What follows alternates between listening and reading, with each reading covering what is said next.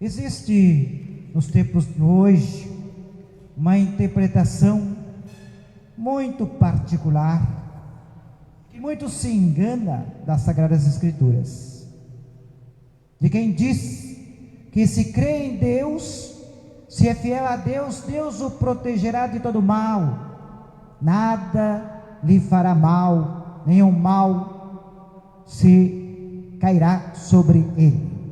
É um pensamento errado, e baseado nisso há quem pense inclusive que está livre por causa da fé, da crença em Deus, de sua piedade, de sua devoção a Deus, do seu amor a Deus, estará livre até de ser contaminado por esta doença, nesta pandemia em que vivemos. Há até quem se baseia nesta visão enganosa, interpretação enganosa, uma interpretação muito individualista das Sagradas Escrituras, baseada bem nesta linha da teologia da prosperidade, que diz: quem crê em Deus, quem reza a Deus, prosperará, não se arruinará, não padecerá. É um engano. E aí querem que abram as igrejas, porque que coisa é essa? O padre está aí enganado, pode todo mundo vir para a missa, que ninguém se contaminará, Deus protegerá. Ora, não lê direito as Sagradas Escrituras. Ouvimos hoje o profeta Jeremias, que fala de ciladas que foram colocadas para o homem de Deus. O profeta Jeremias foi chamado ainda bem jovem para servir a Deus, a palavra de Deus. Ainda aí nos seus 20 e tantos anos, talvez 24, é difícil precisar a idade, mas era bastante jovem, mal saído da adolescência, e não teve, caríssimos irmãos e irmãs, um só dia, um só momento na vida deste profeta que lhe desse sossego a serviço de Deus. Sempre foi perseguido, colocaram ciladas, como ele lembra, até ameaçaram sua vida, colocaram a vida dele em risco, quase morreu. Ele teve até uma vida bastante longa, apesar de tanta perseguição e sofrimento. Negaram-lhe até uma esposa, para que ele não tivesse herança, não tivesse filhos, não tivesse continuidade da sua existência, do seu nome, para que não fosse lembrado o seu nome nos filhos e nos herdeiros, na sucessão dos filhos. Vejam o que sofreu este homem por causa de Deus. Isto é o profeta no tempo do Antigo Testamento. Agora lembremos nosso Senhor Jesus Cristo. Ele não foi poupado. Sabemos que Jesus morreu jovem, aos 33 anos, pregado numa cruz. O Pai não o poupou dos seus perseguidores, não o poupou da morte, do sofrimento. Tem pai aí que quer livrar a cara dos filhos, aí usa até de meios não muito corretos, não é verdade? Até das instituições republicanas para livrar a cara do filho. Deus não fez isso, não usou do seu poder divino, não usou das leis, ele está acima das leis, Deus está, mas não usou disso para livrar Jesus de sua dor, de seu sofrimento, de seu padecimento da cruz.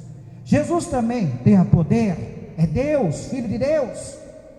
Lá no Horto das Oliveiras ele reza: Pai, se for possível, afasta de mim este cálice, mas seja feita a vossa vontade. E aqui, irmãos, está a diferença, aqui está a questão.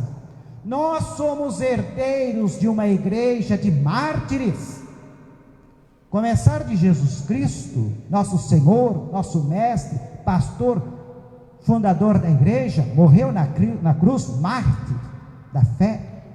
O padroeiro São João Batista, mártir da verdade, também ele não foi poupado, e talvez até em pouca idade, alguns dizem aí um pouco mais que Jesus, 36 anos, ou menos ainda, talvez, que Jesus, nosso Senhor, aos 30 anos, bastante jovem ainda, e por causa da sua fidelidade a Deus, perdeu a vida. Somos herdeiros desta igreja de mártires. Os apóstolos, com exceção de João, que teve morte natural, Judas foi aí, sabemos seu destino, os outros demais, inclusive Matias, que substituiu Judas, todos martirizados, crucificados, decapitados, esfolados vivos. Quem sabe mais tipos de martírios sofreram os apóstolos. Depois deles, muitos e muitos mártires da igreja. Vocês conhecem a história de alguns deles, como sofreram. São Lourenço, assado numa grelha. São Sebastião, patrono de uma das comunidades desta paróquia, também sofreu suplício terrível, até ser flechado numa árvore ou em algum lugar. Santa Luzia, as mulheres santas, virgens, sofreram atrozmente, sofreram terrível por sua fidelidade a Deus. Jovens, até adolescentes, vemos aqui os coroinhas. São Tarcísio, o patrono dos coroinhas, ainda adolescente, sofreu, padeceu, morreu aos 15, talvez menos, anos de idade. Então essa ideia de que Deus vai me poupar porque eu acredito nele, é uma ideia muito individualista, egoísta, e que leva uma interpretação errada da palavra de Deus, como esta da teologia da prosperidade. Eu rezo a Deus, vou prosperar. Então os pobres, são pobres porque merecem, então merecem a sua desgraça, merecem abandonar a sua triste causa, a sua triste sorte, e não vamos ter com eles solidariedade e compaixão, já que o pecado é a origem de sua pobreza. Aliás, a ideia presente no tempo de Jesus, e Jesus a combate severamente. Quem pecou mais? Era a grande questão, e Jesus combate esta ideia que mostra grande preconceito, falta de compaixão, falta de misericórdia para com o irmão, baseando-se na palavra de Deus. Deus jamais promoveu isso. Ora, não quer dizer que nós não possamos suplicar a Deus, pedir a Ele ajuda. Esta também é uma consciência presente no homem bíblico, como o salmista do Salmo 68, que clama a Deus: atendei-me, o Senhor, por vosso imenso amor. Essa é a oração do homem de fé, da mulher de fé, do homem bíblico, da mulher bíblica, e também da igreja, que recorre a Deus, como neste momento presente.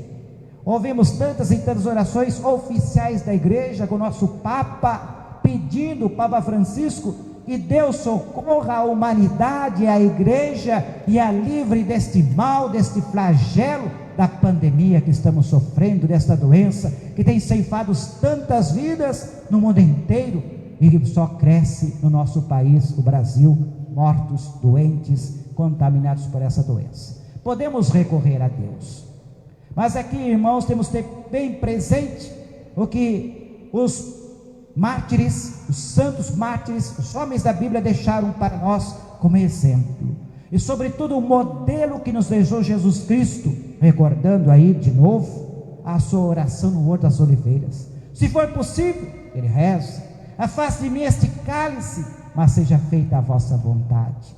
E na cruz, depois de ter padecido todo tipo de sofrimento, de injustiça, um julgamento injusto, injúrias, blasfêmias, ofensas, ele tão inocente, no alto da cruz, o que lá ele disse, o que rezou na cruz: Pai, perdoai-os, porque não sabem o que fazem. Ali não havia um homem revoltado contra aqueles que o perseguiam. Ali não havia um homem pedindo a Deus justiça, vingança, violência contra os seus inimigos. Pedia perdão e ensinou aos seus discípulos antes da cruz: rezai pelos que vos perseguem, amai os que vos odeiam. É o ensinamento de Jesus. Então não é nenhum ensinamento de ódio, de desejo de vingança contra o seu próximo. Isto não é de Deus, não é inspiração divina, vem dos sentimentos humanos.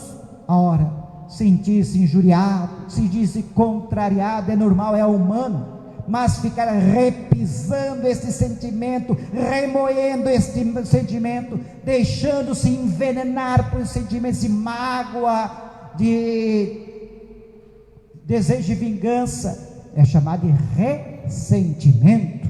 O ressentido não enxerga nada, só deseja vingança. Bem-aventurados os mansos, ensina Jesus nas bem-aventuranças. E olhando nessa sexta-feira que celebramos o Sagrado Coração de Jesus, olhando o coração de Jesus, sua misericórdia, e olhando a sua imagem, lembrando a frase de seu ensinamento: aprendei de mim, que sou manso e humilde de coração. Não o manso, aquele que se renuncia ao confronto, se acovarda, foge do confronto. Não, esse não é manso, esse é um covarde. Jesus não foi isso. Ele toma do chicote e se revolta contra aqueles que faziam do templo casa de oração, uma casa de comércio. Jesus se revolta.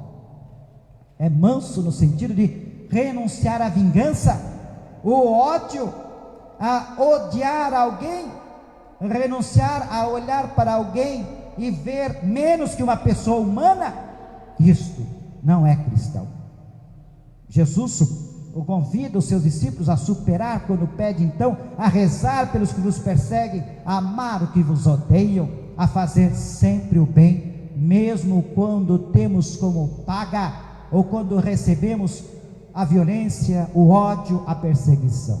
É isto que faz a igreja ser esta igreja, nossa igreja, herdeira dos mártires, aqueles então que não esperavam outra coisa senão fazer a vontade de Deus. É o que ensina as Sagradas Escrituras de hoje.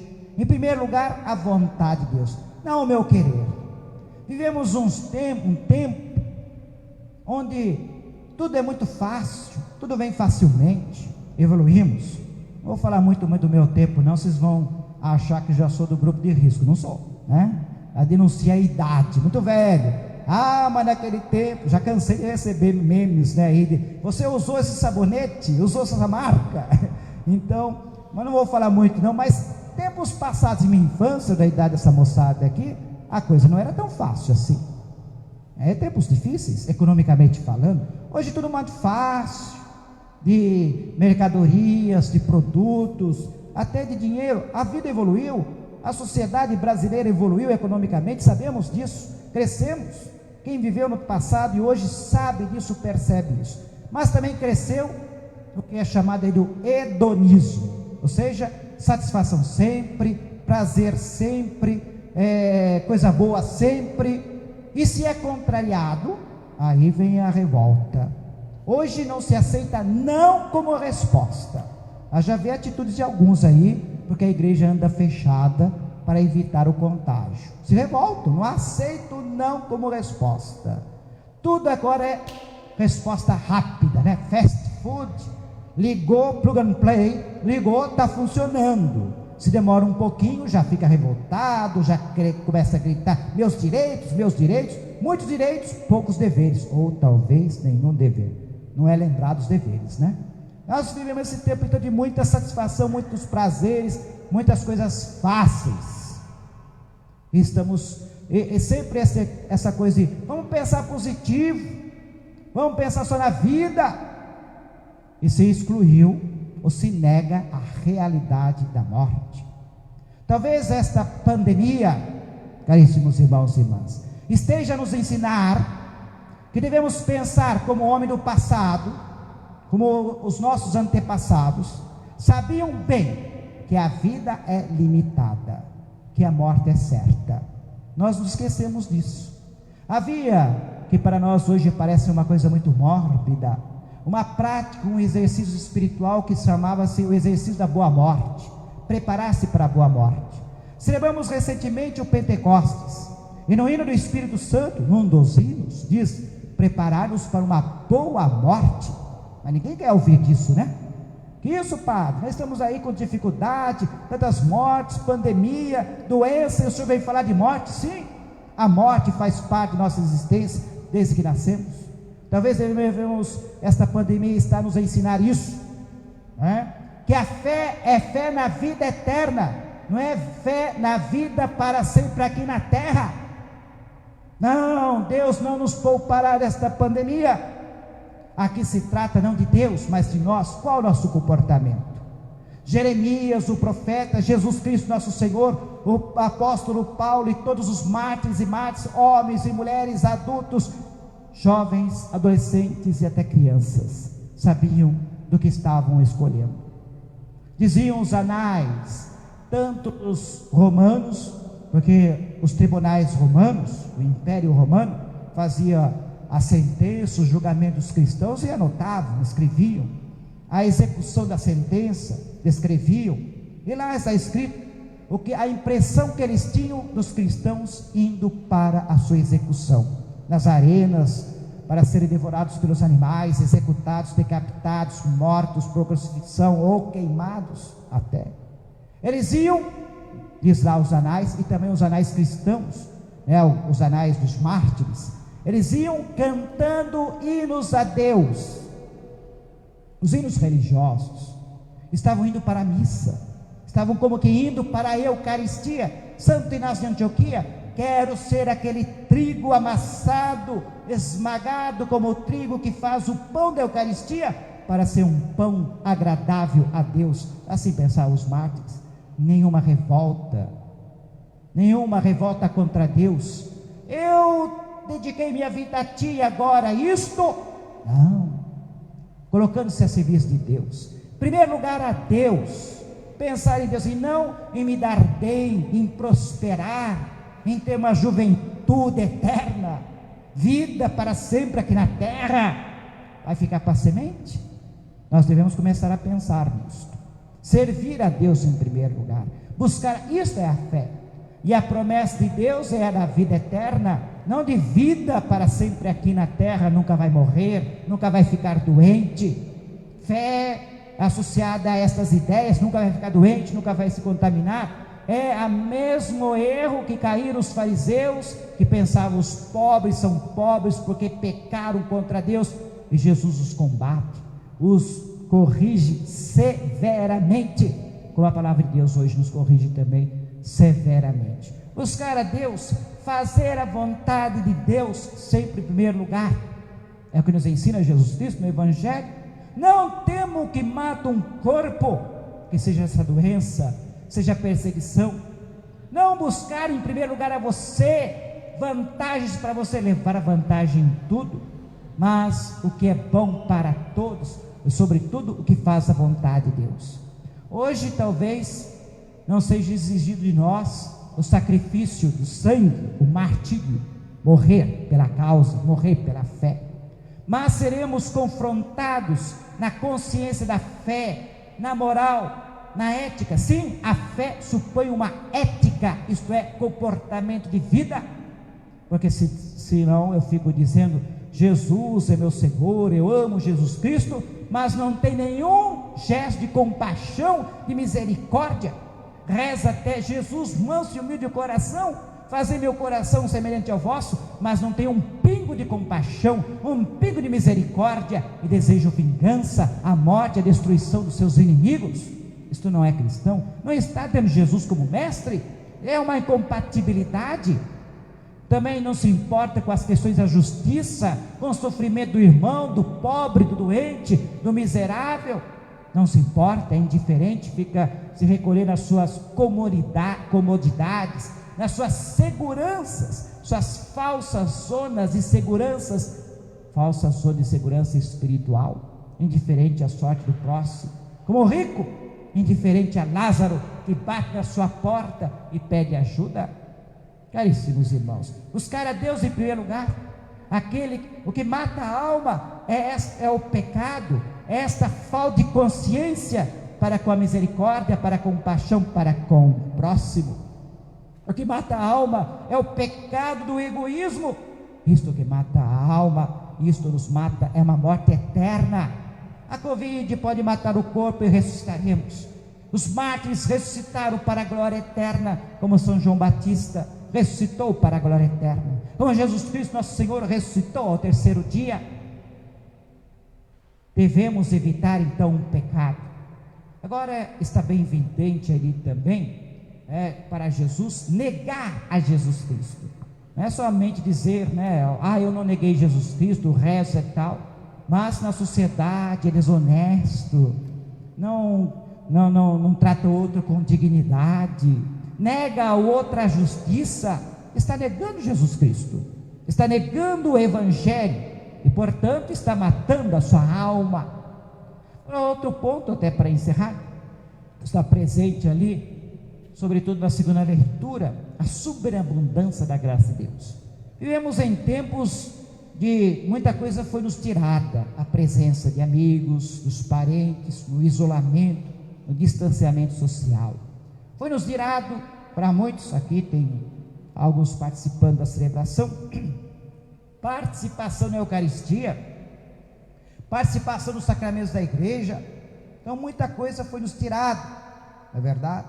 Não podemos pensar, só perdemos, Deus nos abandonou. Não, é difícil, está dura a coisa, a vida anda difícil, porém muito maior é a graça de Deus. É também a palavra de esperança. Existe nas leituras de hoje, está presente aí uma advertência, essa buscar a Deus e não a nós mesmos, pensar em Deus não em primeiro lugar em nós, buscar o que é bom, o que agrada a Deus, não o que é vantajoso, que me dá prosperidade, que me dá satisfação. Esta é a verdadeira fé, este é o verdadeiro homem e mulher de Deus. Agora também ali uma palavra de esperança, muito maior é a graça de Deus. Você que no pecado não consegue superar seu pecado, cai, confessa, cai de novo, pode aí desanimar talvez, mas Deus é maior que o seu pecado. Confessando algumas pessoas, alguns disseram: padre, não sei se meu pecado tem perdão. Claro que estava falando no contexto de arrependimento, está falando dela mesma, né? Porque se parasse para pensar em Deus, claro que tem perdão. Qual pecado é maior que Deus? Deus é maior que tudo, maior que qualquer pecado, vai perdoar o pecado, de que o pecador arrependido, disso que ele precisa, um coração contrito e humilhado, um pecador arrependido, vai perdoar. E também não existe situação que não seja superada pela graça de Deus. Se não será superado nesta vida, na próxima sim, a glória de Deus. É isto que esperaram os mártires do passado, é isto que esperam os fiéis cristãos dos tempos presentes, a graça de Deus, esperar somente em Deus, colocar toda a sua esperança em Deus, e Deus não deixará desamparado os que confiam nele. Louvado seja nosso Senhor Jesus Cristo.